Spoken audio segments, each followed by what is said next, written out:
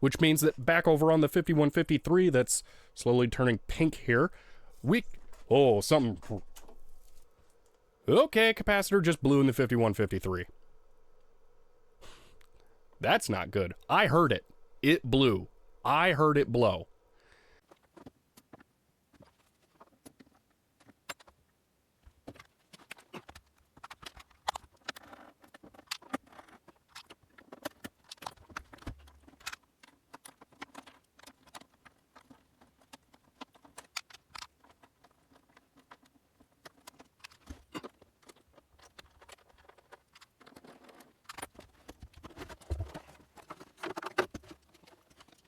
Oh, no, so much that. This is bad.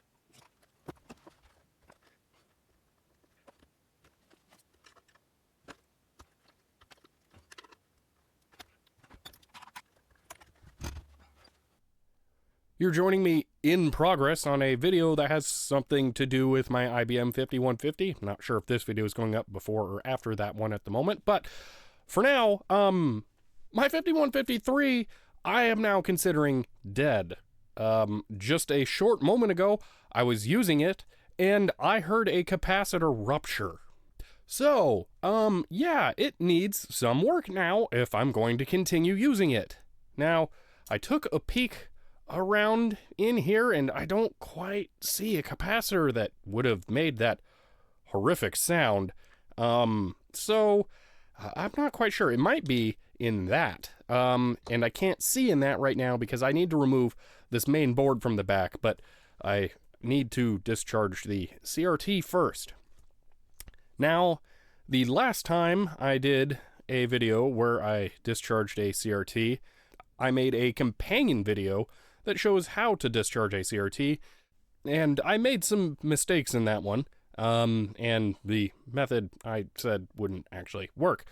Now, I did go back and later re-record that video with the intention of putting it up there, but I never did.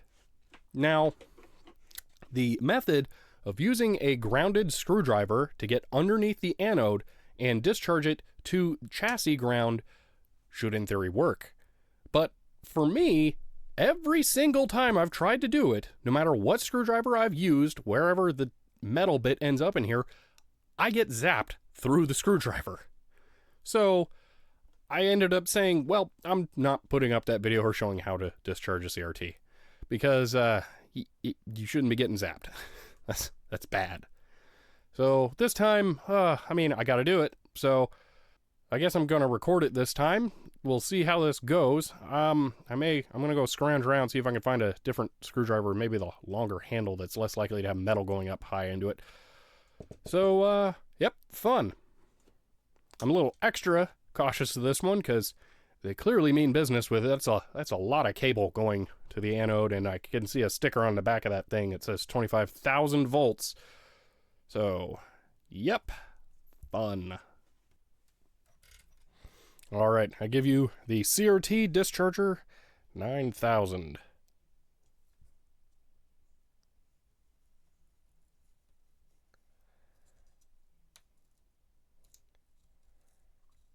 Alrighty, that should be good now. So let's just go right into it and see.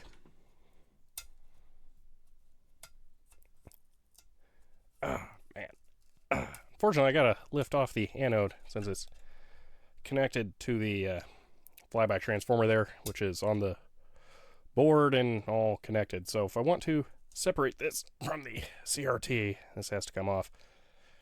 This thing is really shockingly filthy inside. I think it was rained on. So I think this monitor spent some time outside, unfortunately. Definitely before I became the caretaker of it, I would not do that to it. I like it too much. Alrighty. So let's see here. Gotta get in there. And, oh, it's almost out. Need pliers. Alright, so I need to get in here and lift this up, and you can see the metal hooks. So those should actually both be hooked in to the glass tube here, but they're not. So that was only partially connected. That kind of sucks, but doesn't matter too much. But, you know, now it's free. There was also very clearly a spider in here at some point, leaving little webs behind all over in here. Yeah, this thing has had a troubled life. Surprised it took this long for it to go bad.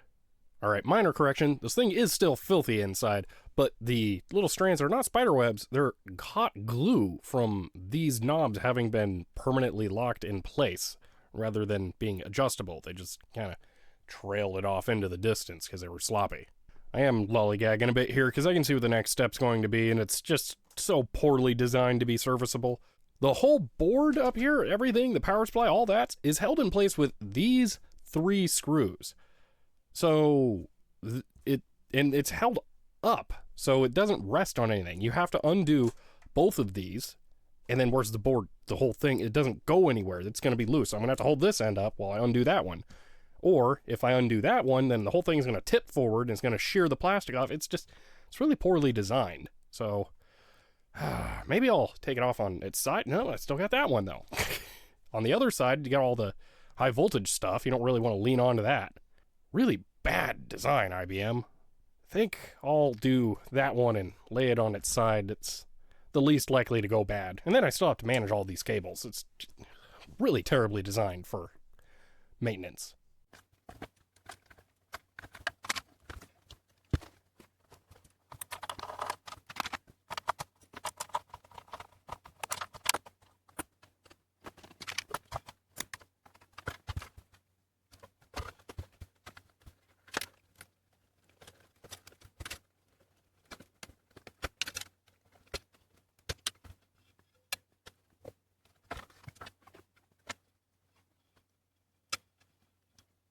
Wow, that was horrible.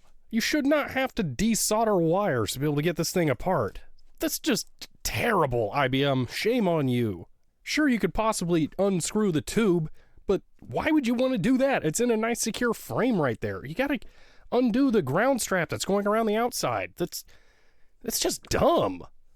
Alright, now that I'm in here, I can say that this thing is just revoltingly disgusting. I mean, look at this. This is just bad, man. Why would you leave this thing outside in the rain? God. Oh. You know, I do need to find that cap and get it replaced, but I'm feeling like I need to tear the whole thing apart and just clean it as well. But on the bright side, I have clearly found the bad capacitor here, so we can see green does not have a capacitor on here for some reason, unless that's all the way in the back. And we have a red one that's a little bit swollen looking on the top there, and a blue one. And the red one, looks a little cleaner than the blue one. So, do you think it just took a little bit of a bath there? Yeah, if we look way down in there, you can see some shine going on. And yeah, that's electrolytic fluid leaking out of there. So, yep, that's the one that exploded. The way this whole thing's built inside makes this shot really difficult to light correctly, but you can see on the bottom of the cap down there, it's a bit wet with the new fluid. So yeah, we can see that having leaked out there now, and I bet that thing, it's well, it's not hot, but it doesn't feel good. I don't recommend touching a blown cap. So yep, let's pop that sucker out. Man, what happened to this circuit board? I don't know if it was the rain that clearly happened to this thing, or if they used half a pound of flux to solder it all together. It's not conformally coated like I initially thought it was, because you can still measure through the pads on there. It's a little spotty, but I don't think it's that. They're really serious about you not getting shocked on the back of this thing, so I could see that being it. Maybe it's just broken down over time. That's also why it's turning yellow. But I don't know. But either way, we need to get that cap out. And, you know, while we're in here, we're actually also going to grab that one. It's looks like that, probably. Yeah, so we're going to get both of those, because the blue one wasn't too far behind the red one.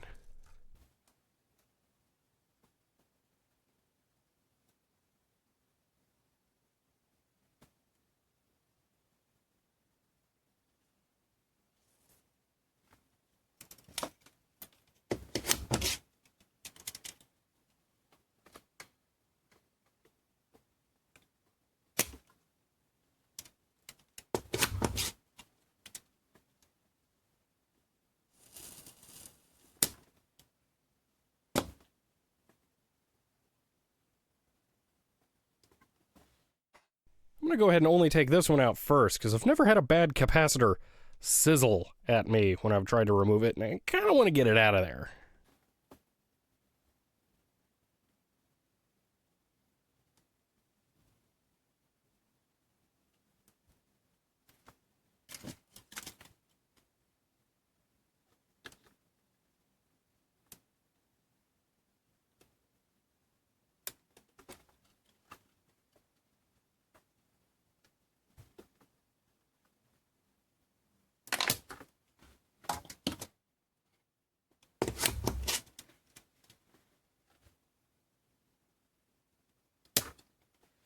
Here you can see the difference between the blown red cap and the not quite yet blown blue cap. The red cap has completely ejected the plastic that holds the two pins in out of the casing. It's just sitting on top. Whereas this one is still intact. This one's also shiny from all of the fluid that escaped out of it, and that one's nice and dry on the bottom. So, yeah, that one went rather catastrophically there. And yay, 250 volt capacitors. I don't like my chances of being able to find those locally to get this repaired today. And here you can see where it wet the bed when it blew. It put a lot of fluid onto there. Alright, it's day 2 of this, and I was able to locally source some 4.7 mic 250 volt capacitors that are a roughly an equivalent package. I had to get these at Fry's Electronics, which means that they are the NTE grab bag capacitors, and I really don't recommend using these for long-term repair projects. Now, the reason I don't recommend Fry's Electronics for long-term repairs, or more specifically NTE, is because you don't actually know what you're getting when you're getting these capacitors. In this case, this is a Jack Con capacitor, and all we get to see is along the side here where it says high temperature. That's the only kind of indication of any of the properties or characteristics of this capacitor other than the rated voltage and microfarad. And we can see on the capacitor that it's also rated -25 to 105. But I'm not exactly inspired by the name Jack Con. Okay, I really wanted to just screen capture this part, but OBS crashes every time I start recording, so I'm just gonna shoot off screen Draga 1 style. You'll get the point anyway. Now, Jack Con isn't exactly a name brand in capacitors, and you don't need any more proof of that than to just read the little company blurb here, but I'll just go ahead and summarize it by pointing out copyright down here at the bottom, as in right.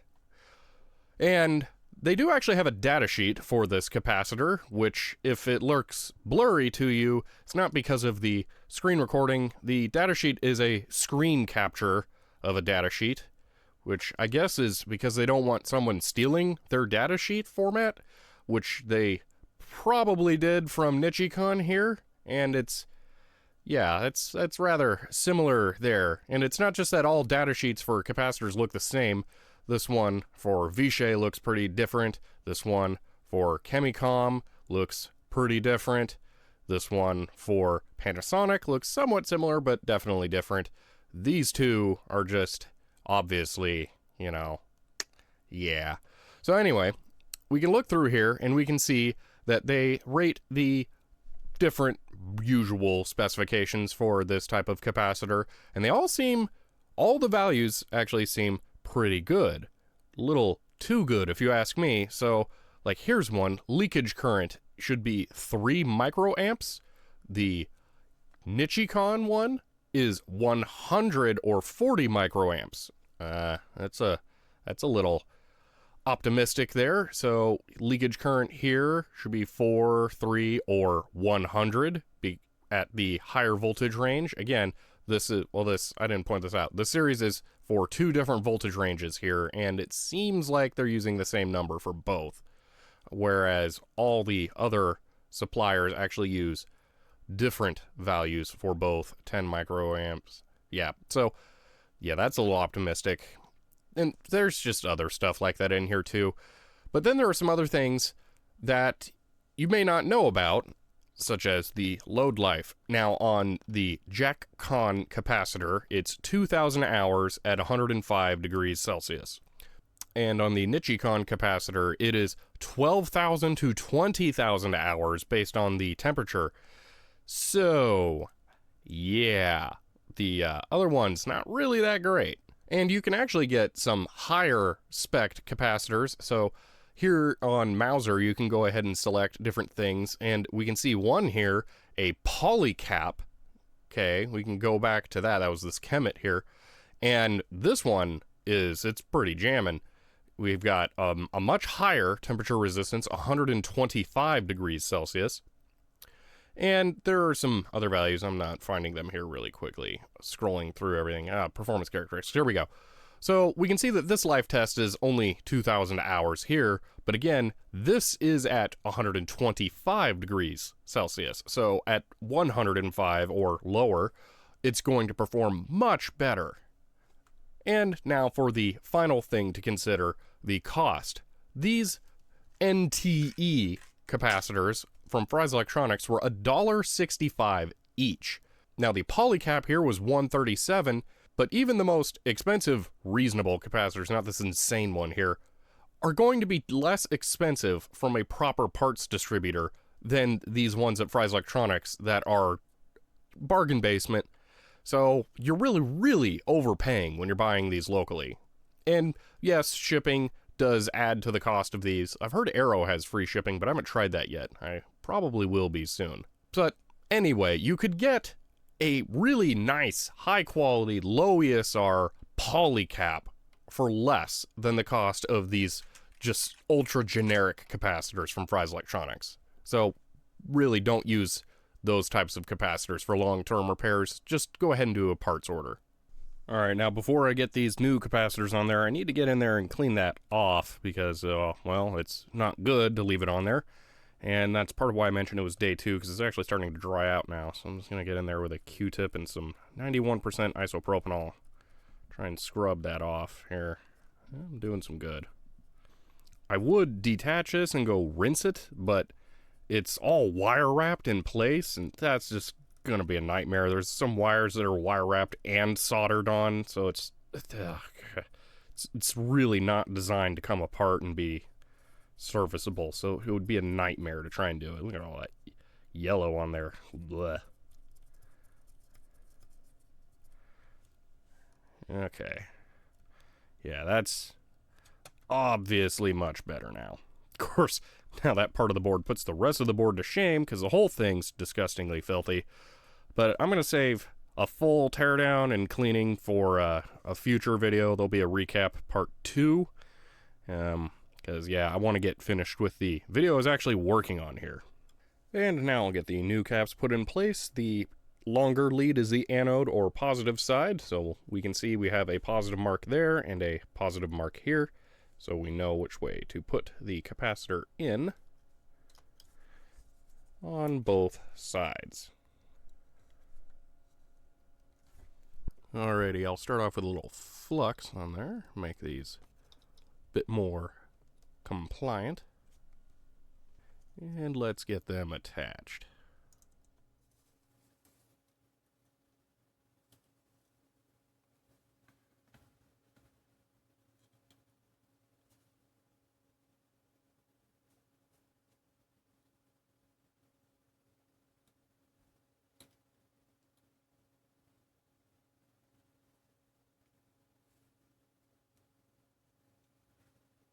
And snip all the leads off.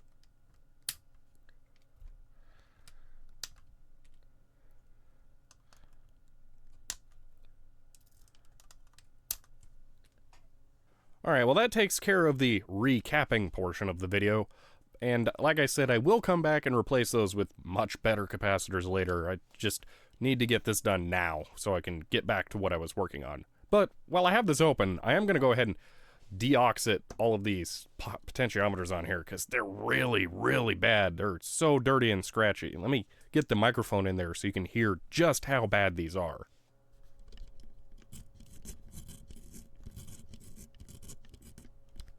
Yeah, that's terrible. And the ones on the front of the case are just as bad. Really, the contrast knob has been almost useless for me. It takes me a long time of wiggling it back and forth until I can finally get an adjustment that's working. Now, these aren't sealed, but they don't really have an easy opening like most other potentiometers do, so it's going to take a little bit of finessing to get it down in there.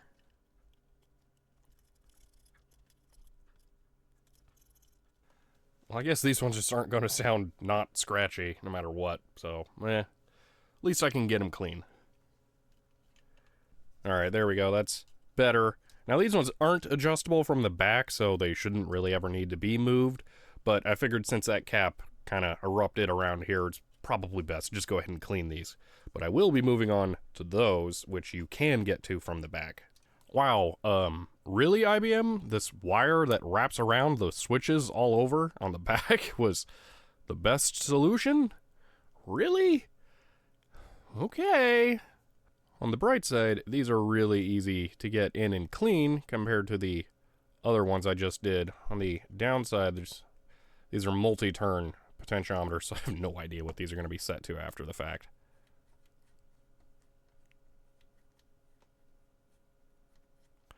Just kind of set it to what feels like the middle. Oh, that one's a much shorter throw. So maybe there. Yeah, close enough. Don't know what that switch is. That's kind of strange.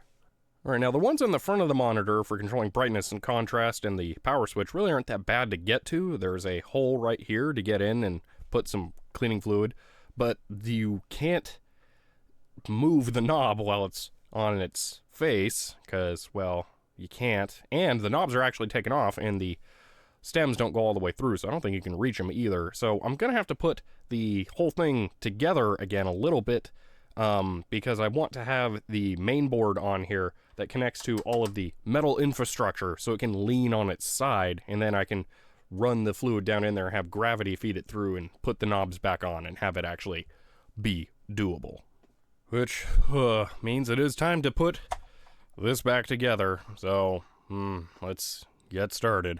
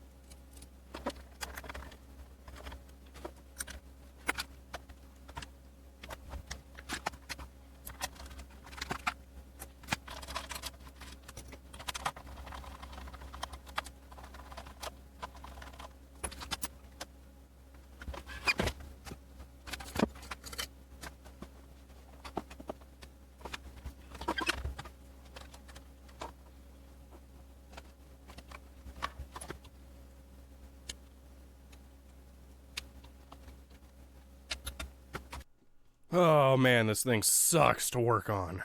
Now for the slightly easier part, I need to get these fit back on. Alright, oh, they're really loose on the back. That's not alarming at all. Okay, now we can work on what's on the backside. Oh, that one's super tough. Okay, now I can get in there and clean those.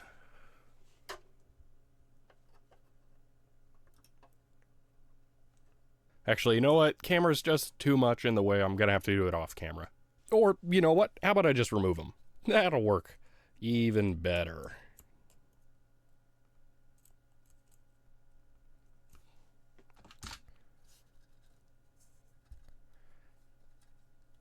Oh, that one's already much better.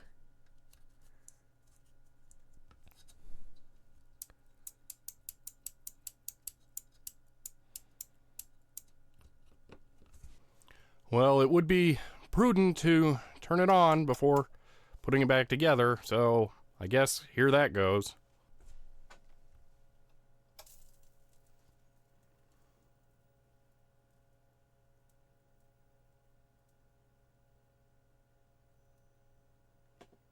That is a very blue screen and very dark.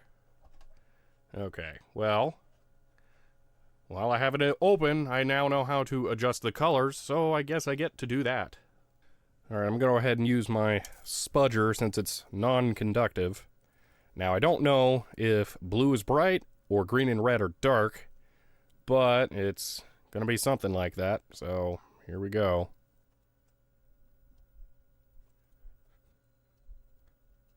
You know what, I should probably connect this to a 5150 and have some color on the screen.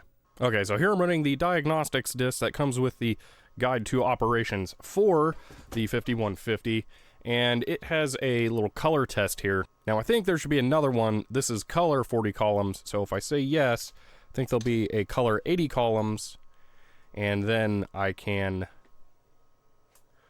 use that, and I'm hoping to get a better color demonstration here.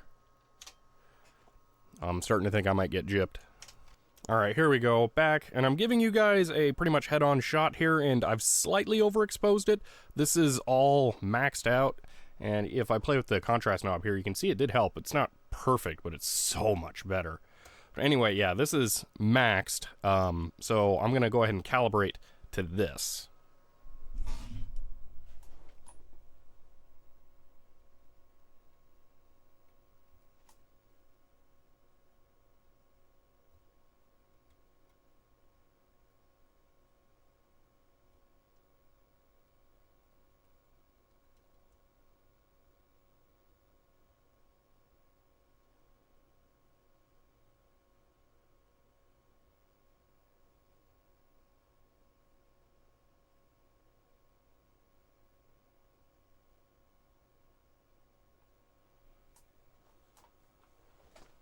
Alright, there we go. To my eyes, that looks pretty darn good.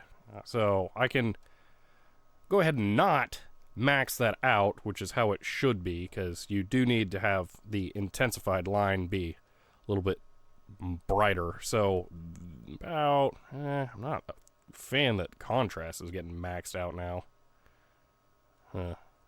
But yeah, anyway, as far as color balance goes, it looks pretty good. So I am happy with that. Well, everything's looking good. Colors balanced. Knobs are much cleaner. That, works. So, yep, time to put it back together. Thankfully, this part's much easier than trying to get the main boards separated from the CRT. That sucked. It's so stupidly designed.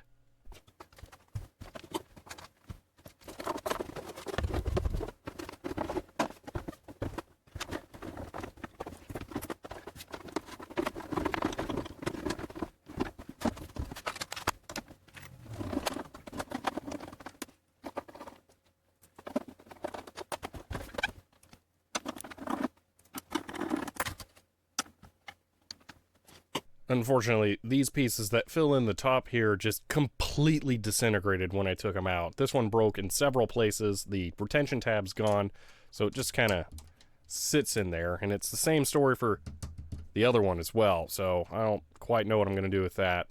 Might just squirt some hot glue in there, just hold them in place so it looks nice. But yeah, that's the downside of the brittle yellow plastic, which this looks like it's fine, but that's because IBM painted these. So underneath, they are actually a yellowing plastic.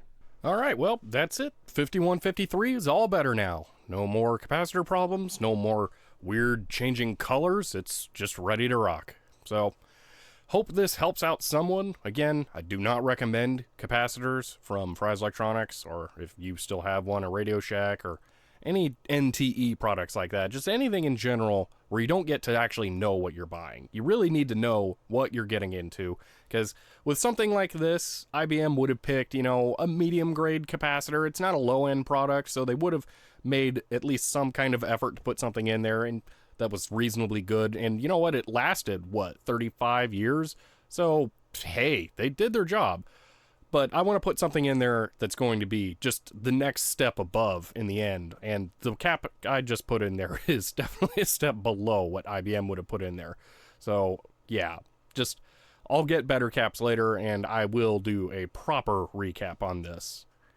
Now, as a little aside, if you've ever been curious why with the 5150 shots like this, the background is so dark in here, it's because this monitor is ridiculously reflective.